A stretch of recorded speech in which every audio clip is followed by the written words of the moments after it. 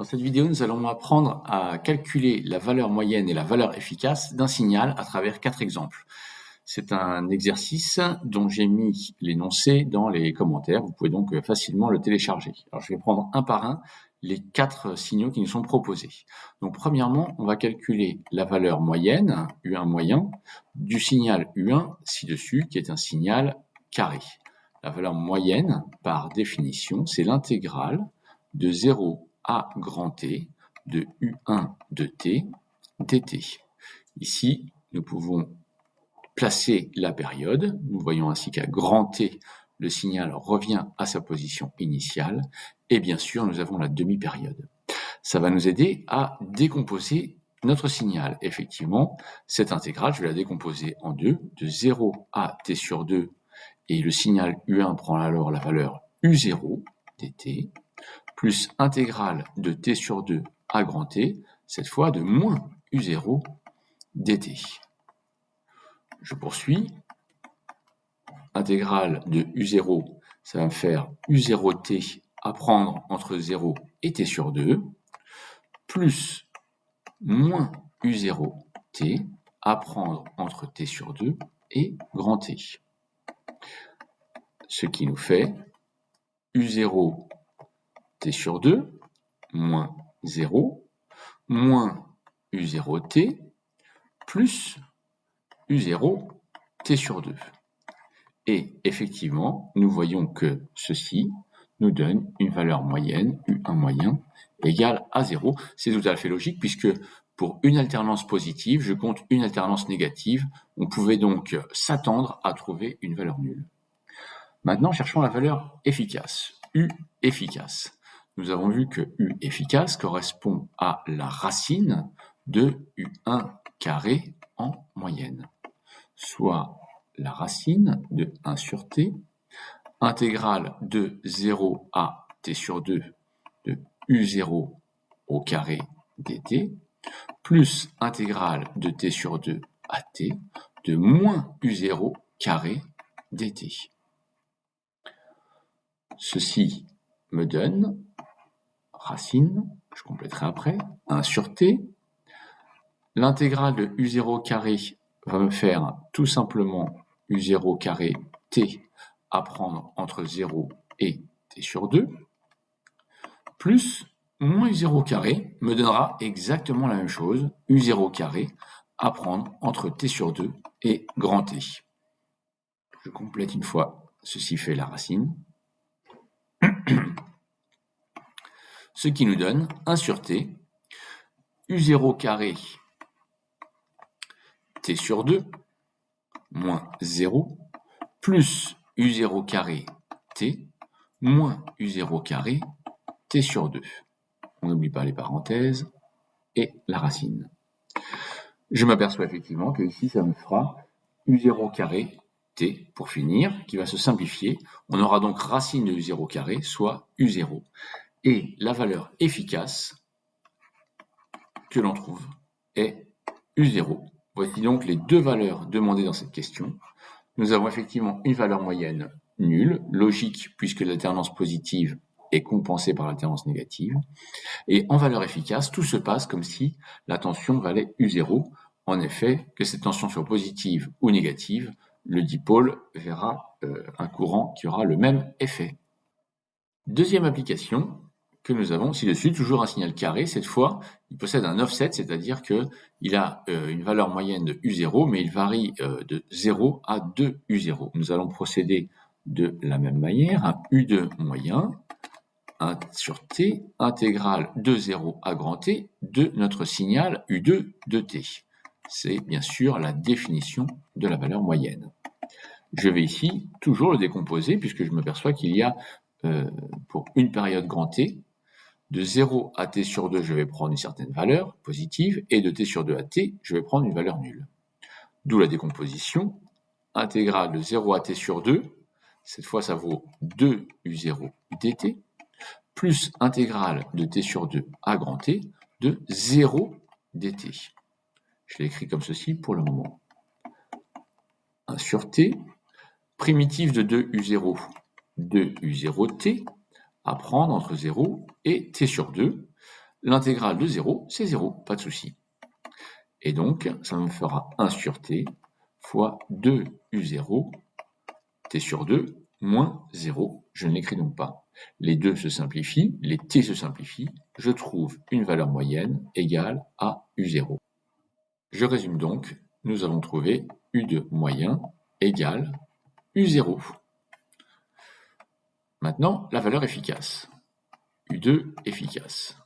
Racine 1 sur t, intégrale de 0 à grand T de u2 carré de t dt. Nous décomposons bien entendu de la même manière.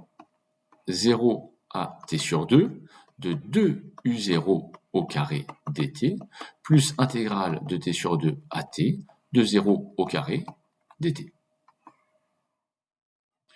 On n'oublie pas les parenthèses. Égale racine 1 sur t, 2u0 au carré, ça me fait 4u0 au carré de t, à prendre entre 0 et t sur 2, et l'intégrale de 0, c'est 0. Ce qui nous fait racine de 1 sur t, 4u0 carré, t sur 2. Moins 0, je ne l'écris donc pas. C'est terminé, les t s'en vont, il me reste 2u0 carré, ça nous fera racine de 2 fois u0. Voici la valeur efficace que nous avons trouvée.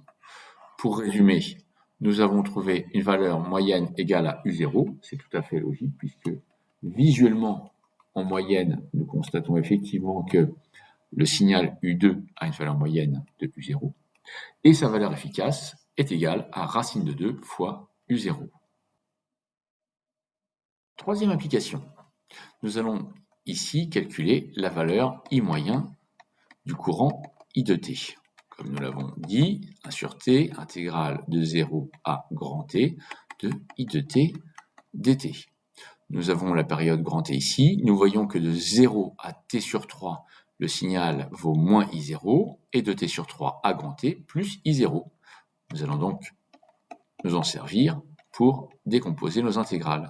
0t sur 3 moins I0 dt, plus intégrale de t sur 3 à grand T de plus I0 dt, je n'oublie pas mes parenthèses. 1 sur t, qu'est-ce que cela donne? Moins I0t à prendre entre 0 et t sur 3, plus I0t à prendre entre t sur 3 et grand T. Soit 1 sur t, moins I0 t sur 3, plus 0, plus I0 grand T, moins I0 t sur 3. Ce qui nous donne 1 sur t fois, et on voit que I0 grand T moins 2 I0 t sur 3 me donne I0 t sur 3. Soit une valeur I moyen égale à I0 sur 3, une fois les calculs simplifiés. Pour la valeur efficace, nous allons procéder comme précédemment. Intégrale de 1 sur t, de 0 à grand T, de I carré de t dt. Nous nous apercevons ici que I vaut I0 sur les 2 tiers de la période et moins I0 sur 1 tiers de la période. Comme précédemment, dans les deux cas, I au carré vaudra I0 au carré. Je n'ai donc pas besoin de décomposer mon carré et mon intégrale. Je vais donc l'écrire directement de 0 à grand T de I0 carré dt. Racine de 1 sur t, I0 carré fois t à prendre entre 0 et grand T. Soit racine de I0 carré, une valeur moyenne, une valeur efficace, pardon, I efficace égale à I0. Nous retrouvons un résultat que nous avions déjà vu tout à l'heure, que le courant soit négatif ou positif, l'effet sur le dipôle est le même, sa valeur efficace sera I0, alors qu'ici sa valeur moyenne est I0 sur 3.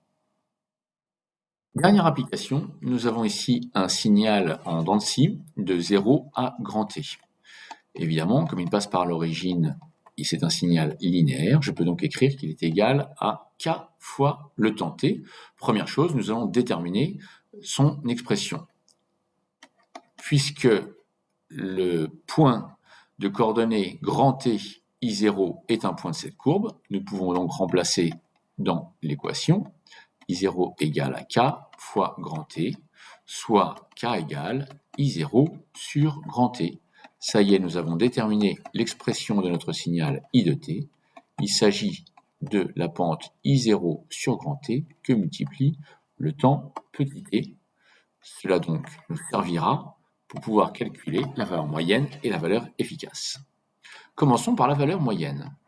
I moyen, 1 sur t, intégrale de 0 à grand T, de I0 sur t, t, dt. 1 sur t, la primitive de ceci me fait I0 sur grand T, t carré sur 2, à prendre entre 0 et grand T. Soit I moyen égale 1 sur t, I0 sur 2t fois t carré moins 0 que je n'écris pas. T fois t me fait t carré, les t carrés se simplifient. Nous trouvons donc ici I moyen égale à I0 sur 2.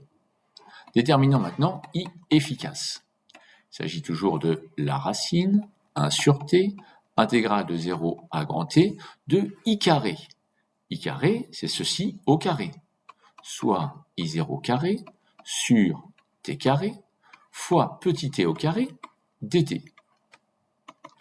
C'est donc la racine de 1 sur t.